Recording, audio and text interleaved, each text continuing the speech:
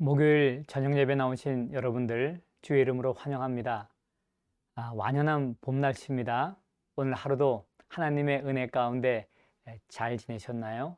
이 시간 그 하나님의 은혜에 감사하면서 우리 함께 예배 드리겠습니다.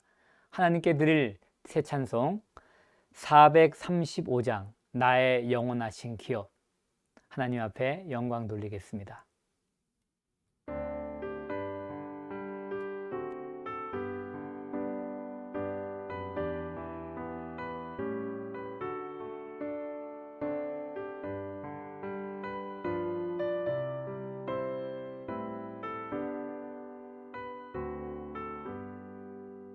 나의 영원하신 기업 생명보다 귀하다. 나의 갈 길 다가도록 나와 동행하소서. 주께로 가까이 주께로 가오니 나의 갈 길 다가도록 나와 동행하소서. 세상 복이 아니라 모든 명예 버리고 험한 길을 가는 동안 나와 동행하소서. 주께로 가까이 주께로 가오니 나의 갈 길 다가도록 나와 동행하소서.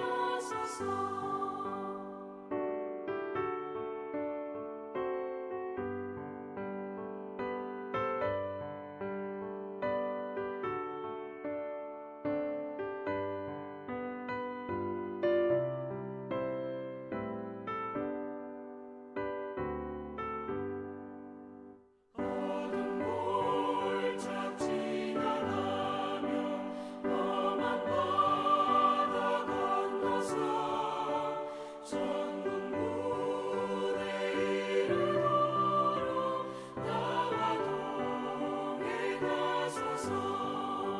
주께로 가까이 주께로 가오니 나의 갈 길 다가도록 나와 동행하소서.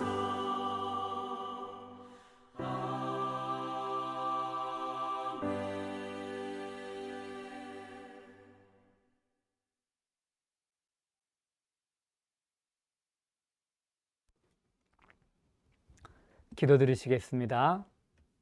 오늘도 나와 동행해 주신 하나님의 은혜에 인해서 감사를 드립니다. 이른 아침부터 시작하여 이 저녁 시간까지 우리 삶 가운데 동행해 주셔서 하나님의 자녀로 살 수 있도록 도와주신 은혜를 인해 감사를 드립니다. 이 저녁 하나님 앞에 예배하는 모든 사람들, 그 예배를 기뻐 받아 주실 뿐만 아니라 한 사람 한 사람을 친히 만나 주시고 하나님께서 예비하신 새로운 은혜를 경험하게 도와 주시옵소서. 우리의 예배 가운데 함께 하시는 하나님, 오늘 말씀을 통하여 우리가 주님의 제자로 이 땅을 살아갈 때 어떻게 살아가야 하는지, 우리의 삶의 중심을 무엇에 두고 살아야 할지를 알게 하시고 말씀대로 실천하며 살 수 있도록 도와주시옵소서.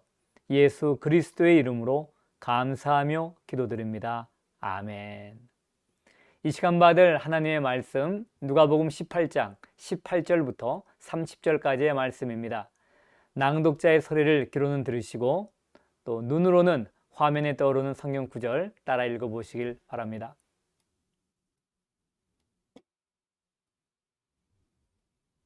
어떤 관리가 물어 이르되 선한 선생님이여, 내가 무엇을 하여야 영생을 얻으리이까? 네가 어찌하여 나를 선하다 일컫느냐? 하나님 한 분 외에는 선한 이가 없느니라.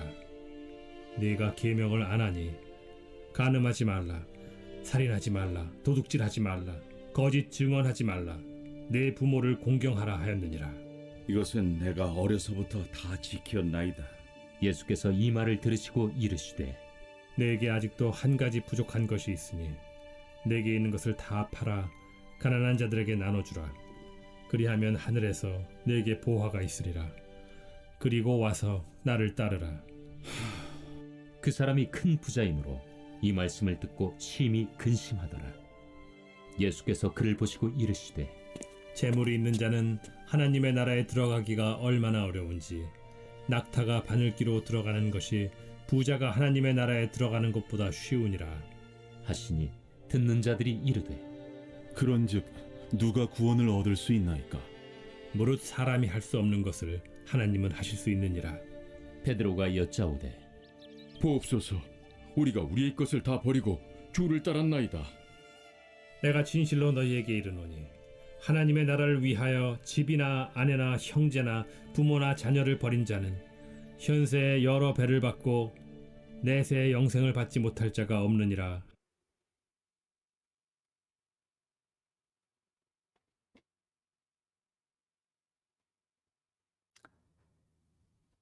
이 시간 우리가 받은 말씀은요, 영생을 얻는 방법에 대한 것도 되지만은 예수님의 제자의 삶, 그 제자도라는 것이 무엇인가, 그리고 거기에 따르는 보상은 무엇인가 하는 것을 다루고 있는 것입니다.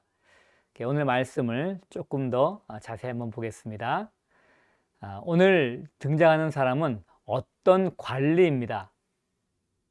예수님 앞에 나오는데요, 예수님을 선한 선생님 이렇게 호칭을 했어요. 그리고 그가 한 질문의 내용은 내가 무엇을 하여야 영생을 얻으리까? 라고 하는 것입니다. 오늘 이 내용하고 비슷한 내용을 기록하고 있는 마가복음의 말씀을 따르게 되면요, 마가복음 10장 17절에는 관리는 아니고 그냥 어떤 사람입니다. 그런데 그 사람이 그냥 물은 게 아니에요. 뭐라고 거기 기록되어 있냐면은 달려와서, 그리고 꿇어 앉아,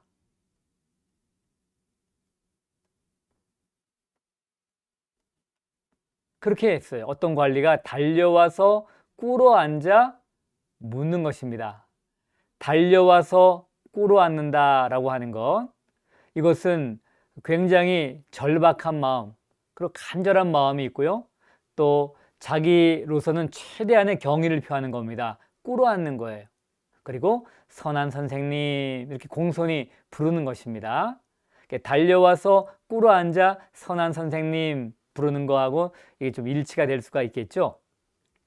그 질문은 내가 무엇을 하여야 영생을 얻으리까? 라고 하는 것이었습니다.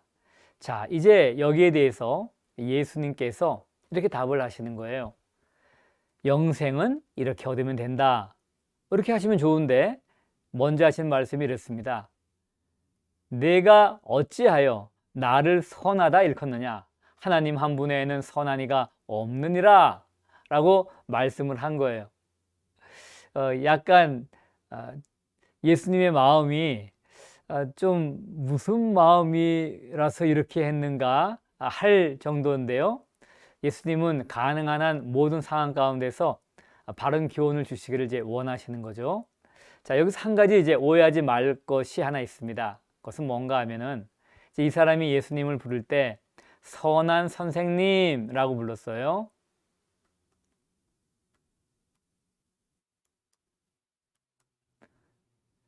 그런데 여기에서 예수님은 나를 선하다 일컫느냐? 하나님 한 분 외에는 선한 이가 없다. 그러면 예수님은 선하지 않다.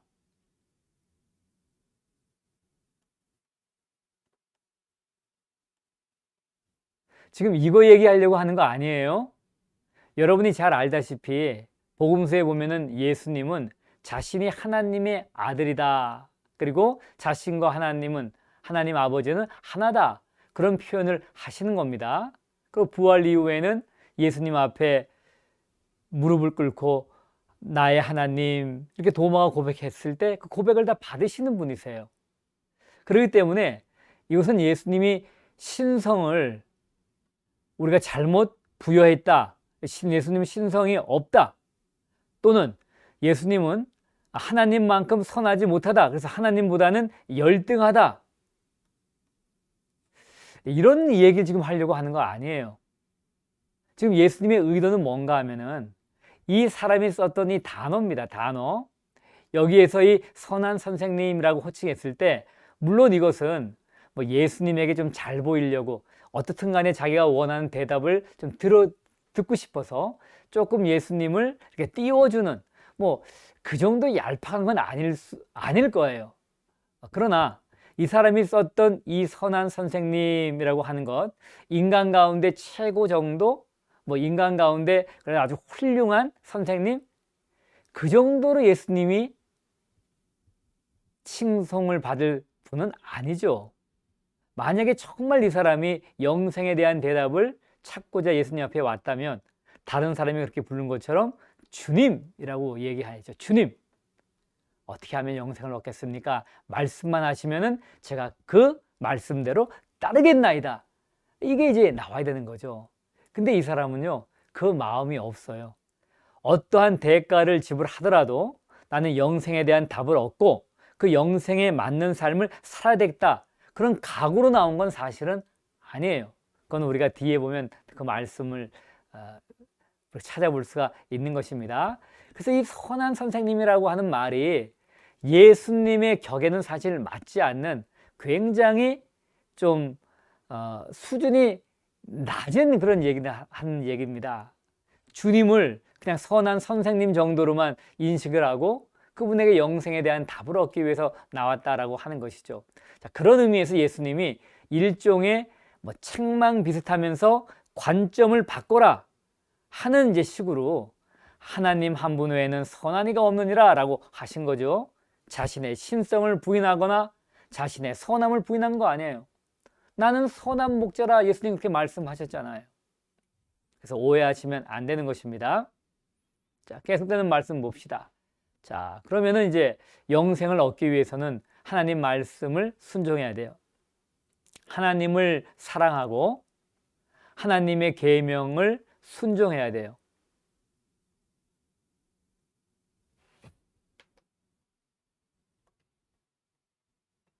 하나님 사랑과 계명을 지키는 건 같이 나갑니다. 하나님은 사랑하지만 계명은 안 지켜. 이건 말이 안 돼요. 하나님을 사랑하면은 그 계명을 지켜야 돼요. 나를 사랑하고 내 계명을 지키는 자가 복을 받는다라고 하나님은 이미 신명기를 통해 말씀을 하신 거예요. 자, 그래서 계명을 안 하니 어떤 계명을 얘기하실까? 하나님 외에 뭐 다른 신을 두지 말라 그런 얘기는 안 하시네요. 간음하지 말라. 이게 무슨 계명이에요? 10계명 가운데 7번입니다. 7번 계명. 살인하지 말라. 6번이죠. 도둑질하지 말라라고 하는 거는요. 9번입니다. 내 이웃의 것을 도둑질하지 말라죠. 도둑질하지 말라는 8번이죠. 이웃의 것을 도둑질하지 말라. 거짓 증언하지 말라. 이것은 9번째죠. 이웃에게 거짓 증언하지 말라는 거죠. 그 다음에 내 부모를 공경하라 하는 것은 뭐예요? 5번째 계명. 그러니까 5, 6, 7, 8, 9. 10이 안 나왔네요. 10은 뭔가요? 내 이웃의 것을 탐하지 말라. 탐심에 대한 경계였죠. 이게 이제 인간에 대한 계명 가운데 5에서 9까지가 나온 거예요. 10은 빼고요. 이제 물론 하나님에 대한 계명은 1번부터 4번까지 나오는 거죠. 자, 이제 이렇게 얘기를 한 거예요. 이렇게 얘기를 하니까 이 사람 얘기가 이건 자기가 좀 자신 있어요. 내가 어려서부터 다 지켰나이다. 다 지켰대요. 계명의 모습, 겉으로 얘기한 이 정도의 수준이면 됐지 라고 할 수 있는 거, 사람들의 생각, 그 정도 만족할 수 있는 계명의 준수죠. 근데 예수님은 그 계명의 의미를 그대로 충분하게 지켰느냐라고 하면서 한 가지 부족한 것이 있다라고 지적하는 거예요. 한 가지 부족한 것. 정말 한 가지만 부족했을까요? 중요한 한 가지가 아니었을까 그렇게 생각을 하는데, 한 가지 부족한 것이 있으니 내게 있는 것을 다 팔아 가난한 사람들에게 나눠주라 라고 하는 겁니다. 그러면 하늘에서 내게 보화가 있으리라. 땅의 보화입니다. 이거는 땅의 보화를 하나님의 뜻에 순종해서 사용하면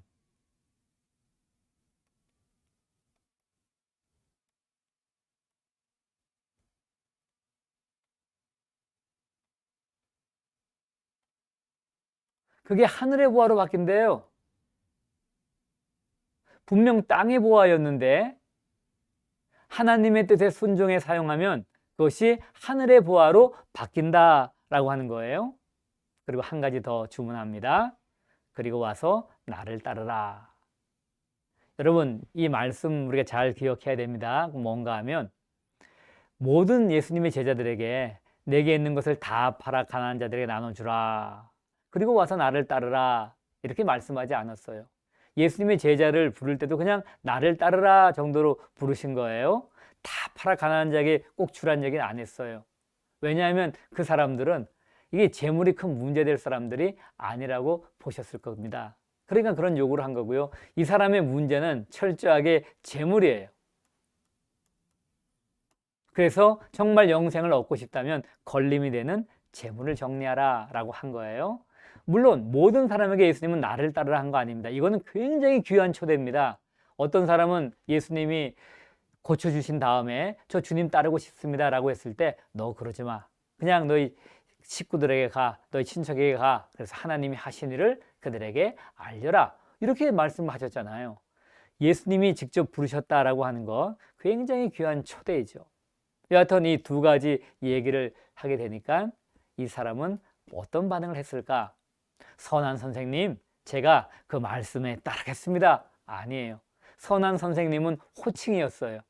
그 사람은 이 말씀을 듣고 심히 근심했어요. 왜요? 부자이기 때문에. 차라리 돈이 없는 사람이라면, 차라리 실업자였다면 이 사람은 할렐루야 하면서 예수님 따라갔겠죠. 그런데 이 큰 부자, 이 재물이 길을 막았어요. 길을 막아버린 거예요.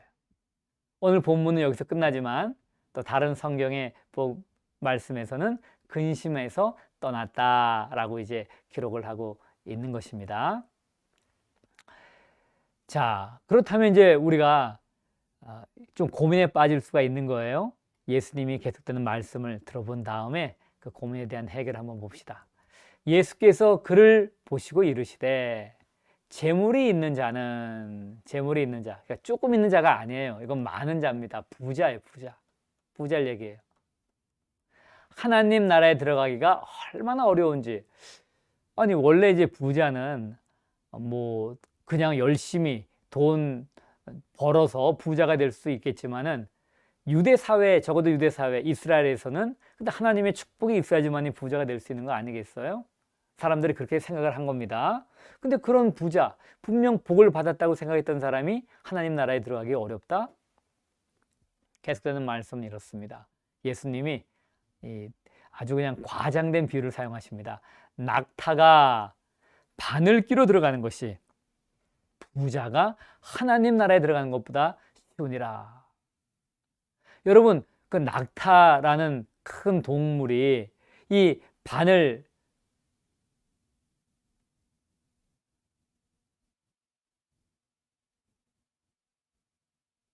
여기 이렇게 실을 깨는 거 아니에요. 이 실을 깨는 이 바늘 귀에 어떻게 낙타가 일로 들어갈 수가 있겠어요? 그런데 낙타가 바늘 귀에 들어가는 것이요, 부자가 하나님 나라 들어가는 것보다 쉽다라고 하는 거예요. 그러면 부자가 하나님 나라 들어가는 것은 거의 불가능하다라고 하는 소리로 들린단 말입니다. 그러니까 그 당시 제자들로서는 굉장한 혼돈이 생길 수도 있는 거죠. 두려운 마음도 있을 수도 있고. 그래서 이렇게 묻습니다. 그런즉 누가 구원을 얻을 수 있습니까? 아니, 부자면은 축복받은 사람이라고 생각했는데 그 사람도 들어가지 못하는 천국이라면 과연 누가 하나님 나라에 들어가고 영생을 얻고 구원 얻습니까? 라고 물어보는 것이에요. 그러자 예수님이 이렇게 답변합니다. 구원이라는 것은 하나님께 달려있는 것이다. 이렇게 말씀하시죠. 무릇 사람이 할 수 없는 것을 하나님은 하실 수 있느니라. 하나님에게는 모든 것이 가능하다라고 하는 거예요. 그러므로 부자 가운데도 천국 들어가는 사람이 있을까요? 없을까요? 당연히 있어요. 왜요? 하나님은 하실 수 있는 거니까요.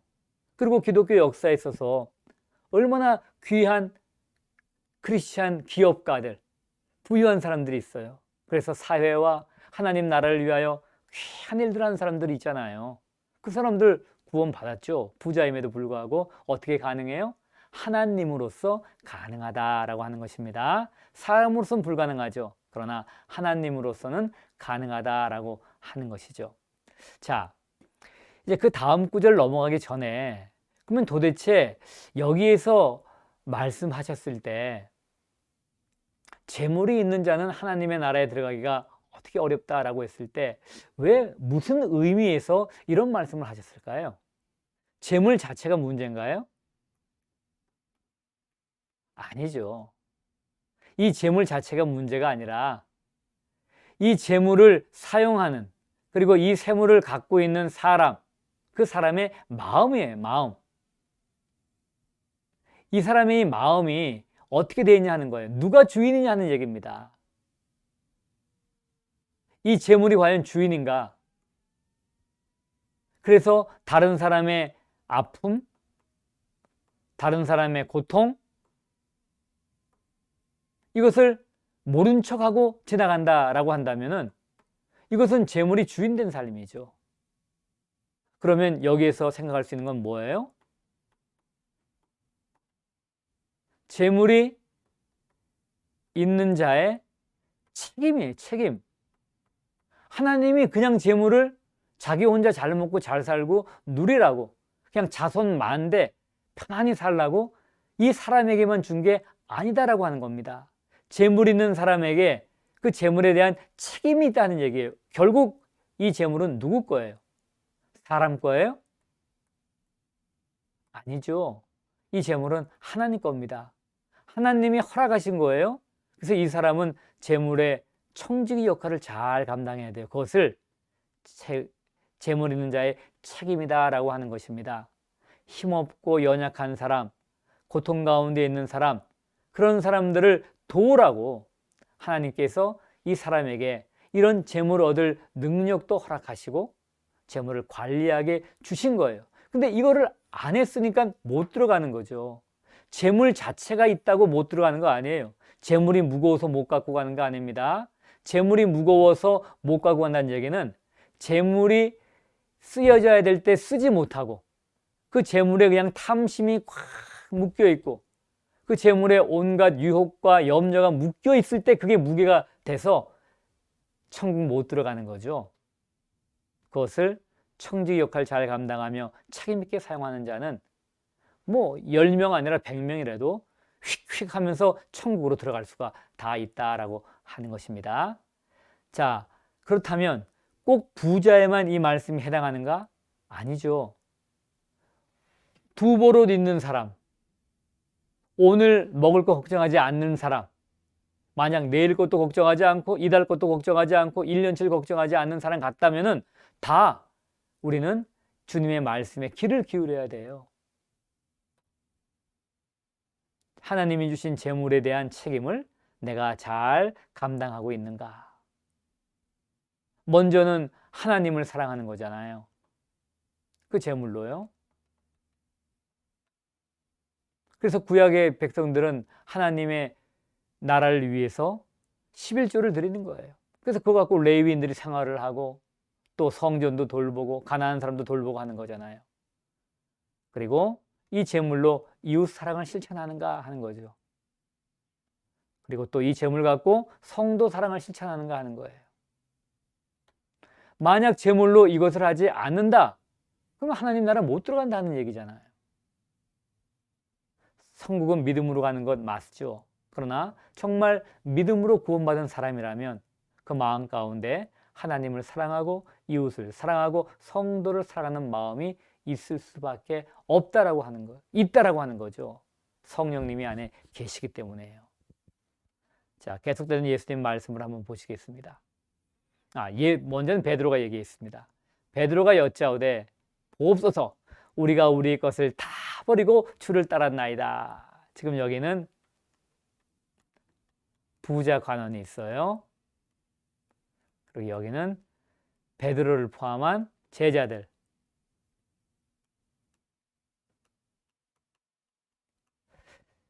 뭐 이 사람들은 가진 게 많지 않았잖아요. 지위도 높지 않고 부자도 아니었고 관원도 아니었으니까.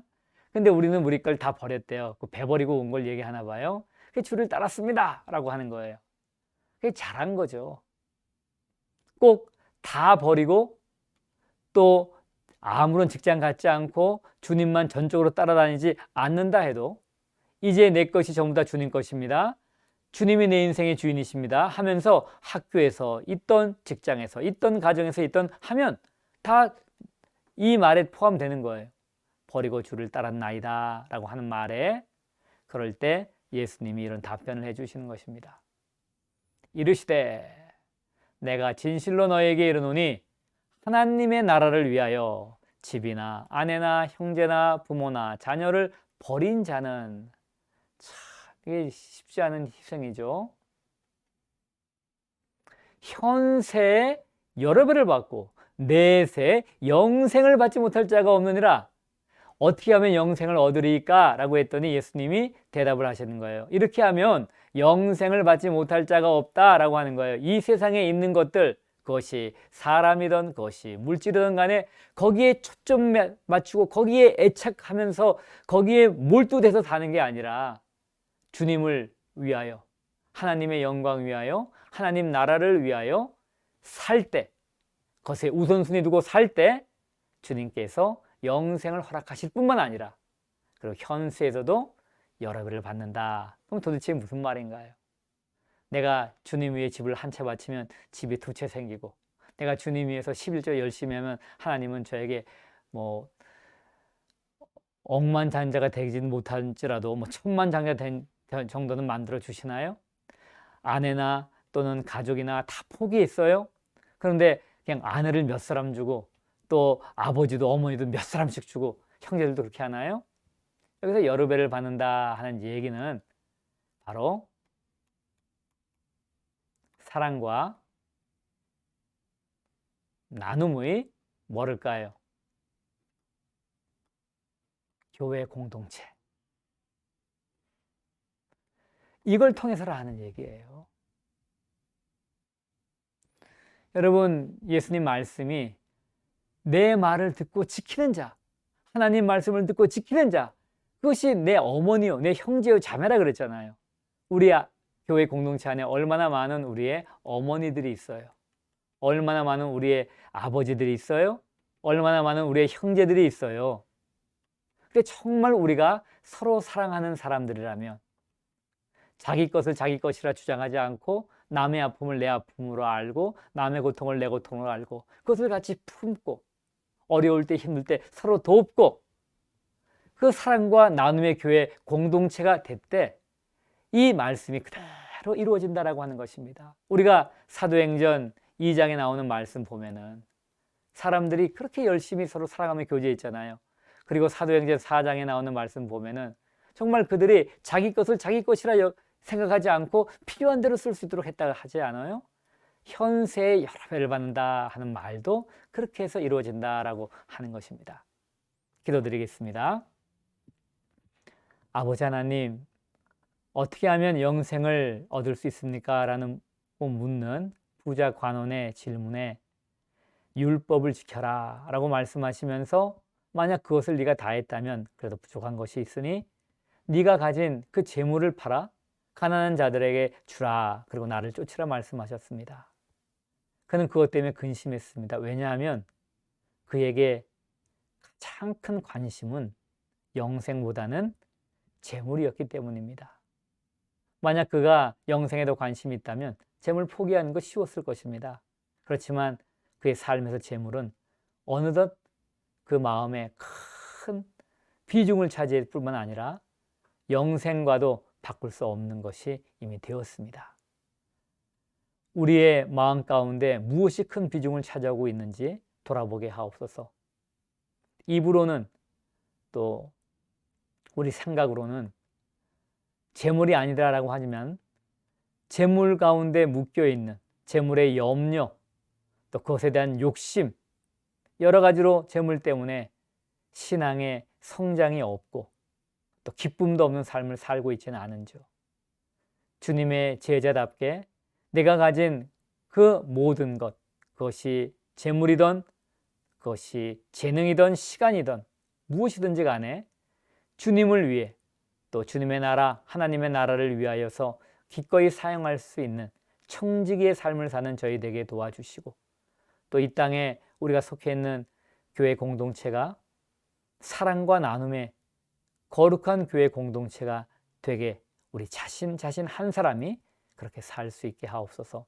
예수 그리스도의 이름으로 감사하며 기도드립니다. 아멘. 여러분 3분기도 잊지 마시고요. 오늘 기도하실 때는 우크라이나 사태, 하루빨리 전쟁이 종식되고 우크라이나가 회복되고 하나님의 정의와 공의가 푸틴과 그리고 우크라이나를 공격한 그 러시아에게 베풀어질 수 있도록 기도하셔야 됩니다. 은혜로운 밤 되십시오.